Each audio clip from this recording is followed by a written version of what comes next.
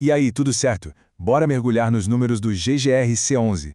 O relatório de janeiro de 2026 acabou de sair do forno, e nesta análise a gente vai decifrar o que esses dados realmente contam sobre a saúde e o futuro desse fundo.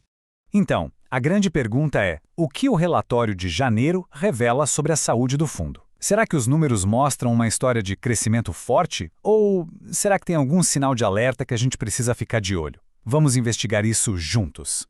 Para começar, vamos direto ao que interessa, os números que mais chamam a atenção. Pode pensar neles como as manchetes do relatório, sabe? Aqueles indicadores que já dão o tom de como foi o desempenho do fundo no mês. E o primeiro dado que todo mundo olha, claro, é o rendimento. Em janeiro, o fundo pagou 10 centavos por cota. O interessante é que esse valor vem se mantendo, o que sinaliza uma boa previsibilidade de receita. E isso, convenhamos, é sempre um bom começo. E a liquidez, hein?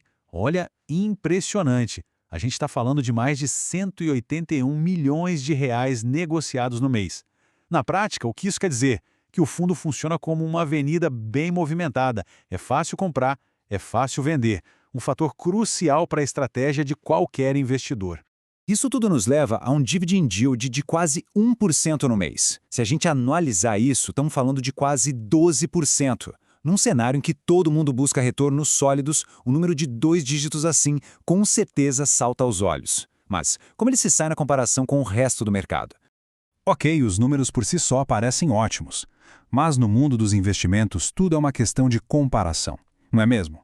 Como esses quase 12% ao ano se posicionam quando a gente coloca o GGRC11 lado a lado com os concorrentes e principalmente com a segurança da renda fixa? E a resposta está bem aqui. O dividend yield do GGRC11 não foi só alto, ele superou seus pares com uma folga de quase 3%. E o mais impressionante, pagou um prêmio de mais de 4,6% acima do título do Tesouro NTN-B. Traduzindo do economês, o fundo entregou um retorno extra bem significativo para compensar o risco do investimento. Uma pausa bem rapidinha. Se esta análise está ajudando a clarear as coisas, que tal deixar um like e se inscrever aqui no canal? Assim, garantimos que os próximos resumos cheguem até você. Combinado? Então, de volta aos dados. Outro indicador vital para a saúde de um fundo imobiliário é a vacância.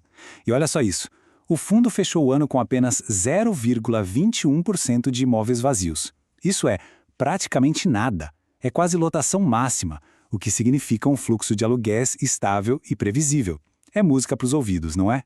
Certo, já vimos vários números bem animadores. Vamos então organizar as ideias e resumir o que realmente se destaca como os grandes pontos fortes do GGRC11 com base no que a gente viu neste relatório.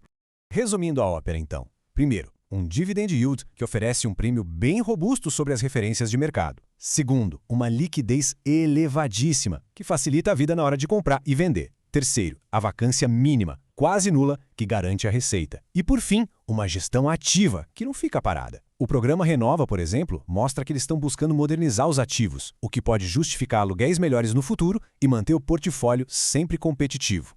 Mas como a gente sabe, nenhuma análise estaria completa sem olhar o outro lado da moeda. Mesmo com indicadores internos tão fortes, quais são os fatores externos ou os riscos que podem impactar o GGRC11? O que precisa ficar no radar? O principal ponto de atenção aqui é o cenário macroeconômico. O próprio relatório comenta que a queda de juros ajudou o fundo. Uma virada nesse cenário poderia pressionar as cotações. Além disso, é crucial ficar de olho no endividamento. O GGRC11 parece ter uma alavancagem controlada, mas qualquer aumento na dívida para financiar expansões precisa ser monitorado de perto. E o famoso P sobre VP? Hoje ele negocia perto de 1, o que indica um preço justo. Mas se esse indicador subir muito, pode ser um sinal de que o ativo está ficando caro. Então, no fim das contas, onde o GGRC11 se encaixa? Os dados de janeiro mostram um fundo com uma operação que parece bem sólida, gerando um rendimento atrativo e com uma vacância baixíssima. Os riscos parecem mais ligados ao cenário externo do que à gestão interna em si. A pergunta final não é só se ele cabe numa carteira diversificada, mas que papel ele teria? Seria um gerador de renda consistente ou uma aposta no crescimento do setor logístico? A resposta, como sempre, depende da estratégia de cada um. Bom, valeu pela companhia e até a próxima análise.